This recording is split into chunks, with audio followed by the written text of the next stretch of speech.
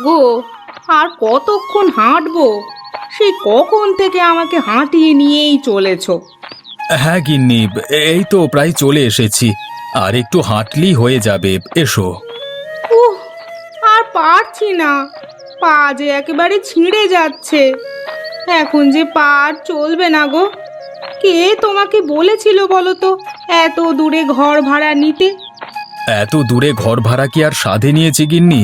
এখান থেকে নদীটা যে অনেক কাছে, মাছ ধরে যে তাড়াতাড়ি বাড়ি ফিরতে পারবো, এই জন্যই তো এখানে ঘরটা ভাড়া নিয়েছি। চলো চলো, আর একটু হাঁটলেই পৌঁছে যাব। না, আমি আর পারবো না। তুমি সেই কখন থেকে একই কথা বলেই যাচ্ছ, আর একটু হাঁটলে চলে আসবো, কিন্তু পথ যে আর ফুরোচ্ছেই না। না বাবা, একটু না জিরিয়ে আমি আর হাঁটতে পারবো না। আচ্ছা গিন্নি, ঠিক আছে। ওই তো দূরে একটা গাছ দেখতে পাচ্ছি, চলো ওই গাছটার নিচে গিয়ে একটু জিরিয়ে নিই।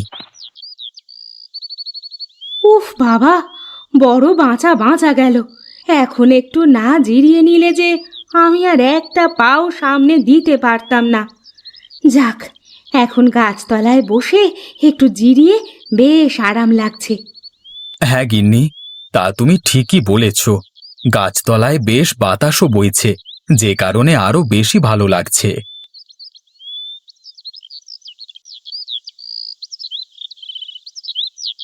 আরে ও দাদা, দাঁড়ান। এই যে দাদা, শুনুন। ওই যে দেখুন, আপনার পকেট থেকে কতগুলো টাকা পড়ে গেছে। কি টাকা?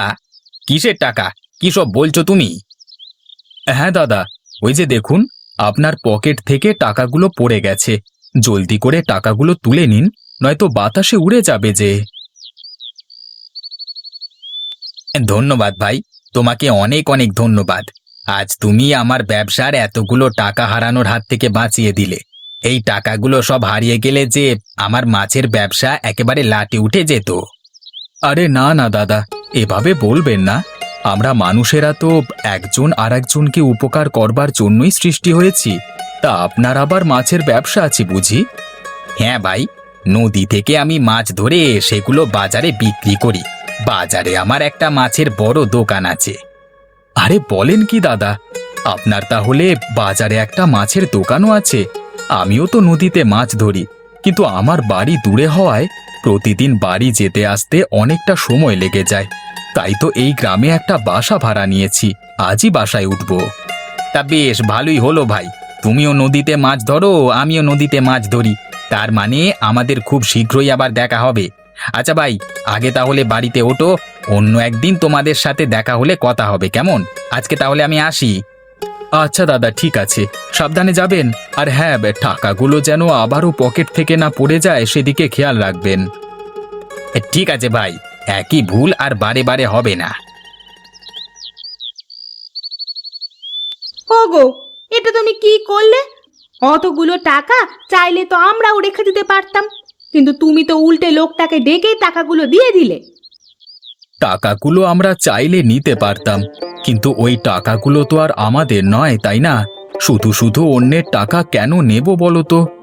হয়েছে হয়েছে, তোমাকে আর এত ভালো মানুষই দেখাতে হবে না। এভাবেই আমাদের সংসারে খুব অভাব চলছে। তাই তো নিজের বাপের ভিটে মাটি ছেড়ে অন্য গ্রামে এসে ভাড়া থাকছি। আর তুমি কিনা অতগুলো টাকা হাতছাড়া করে ফেললে।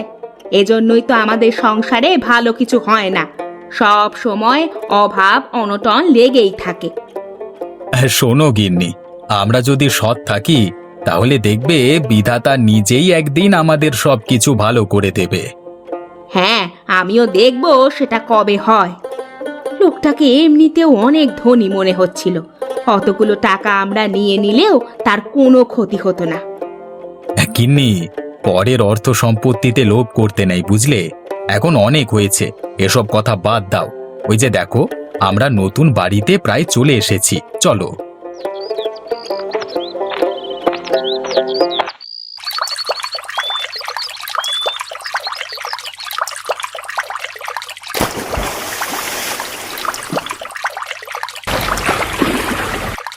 আরে বাহ, আজকের দিনটা তো বেশ ভালোই যাচ্ছে। জাল ফেলতে না ফেলতেই দেখছি বেশ ভালোই মাছ ধরা পড়েছে। যাই, আরো কয়েকবার জালটা ফেলে আরো কিছু মাছ ধরে নিই।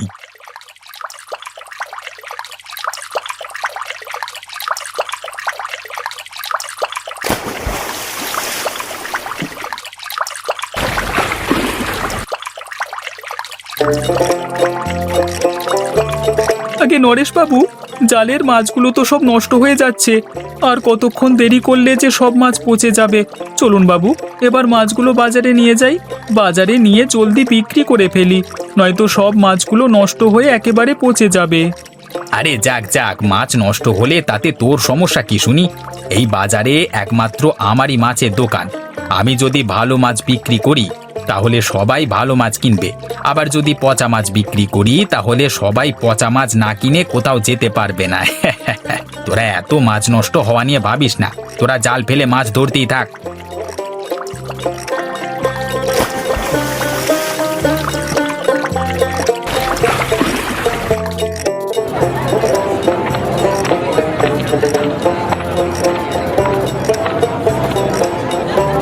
আরে আরে দেখো ভাই, এই মাছগুলো তো দেখছি এখনো জ্যান্ত আছে।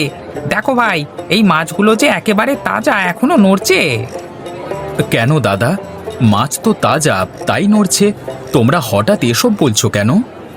আসলে দাদা, এই বাজারে একমাত্র নরেশবাবু মাছ বিক্রি করে, আর তার সব মাছগুলি হলো পচা মাছ। হঠাৎ এই বাজারে তোমার তাজা মাছ দেখে আমরা আসলেই খুব অবাক হয়ে গেছি। তোমরা কি যে বলো না দাদা, পচা মাছ আবার বিক্রি করা যায় নাকি?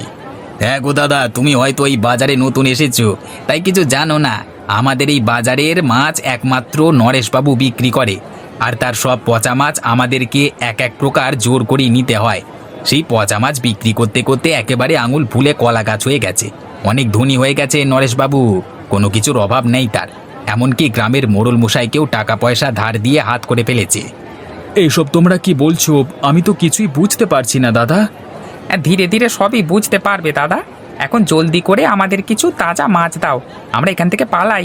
ওই নরেশবাবু যদি আবার আমাদের দেখে ফেলে, তার পচা মাছ না কিনে তোমার থেকে তাজা মাছ কিনছি, তাহলে সে আমাদের ক্ষতি করবে।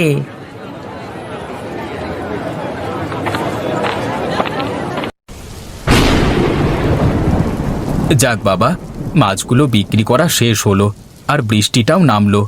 এবার যাই, জলদি করে বাড়ি যাই, গিয়ে দেখি গিন্নি আমার নতুন বাড়িতে একা একা কি করছে।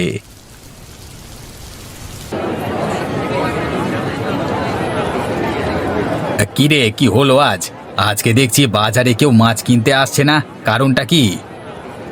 আগে নরেশবাবু, বাজারে সবাই আজকে ওই গোপাল নামে জেলেটার কাছ থেকে মাছ কিনে নিয়ে গেছে, তাই কেউ আমাদের দোকানে মাছ কিনতে আসছে না। কিন্তু কেন হঠাৎ সবাই ওই গোপাল বেটার কাছ থেকে মাছ কিনে নিয়েছে কেন? নরেশবাবু, এটা আপনি ভালো করেই জানেন। আপনার দোকানের সব মাছগুলো পচা। এতদিন সবাই বিপদে পড়ে খেয়েছে, কিন্তু এখন গোপালের দোকান থাকায় তারা কেউ আর এই পচা মাছ কিনতে চাইছে না। বুঝেছি। বেটা আমার এলাকায় এসে আমার সাথেই পাঙ্গা নিচ্ছিস। দাঁড়া, তোকে দেখাচ্ছি মজা।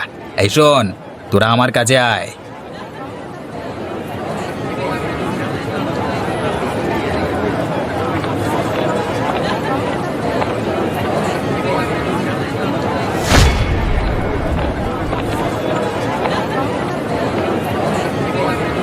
এই মাছ আছে গো, মাছ মাছ, একেবারে তাজা মাছ আছে গো, নিয়ে যান নিয়ে যান, কম দামে তাড়াতাড়ি মাছ নিয়ে যান।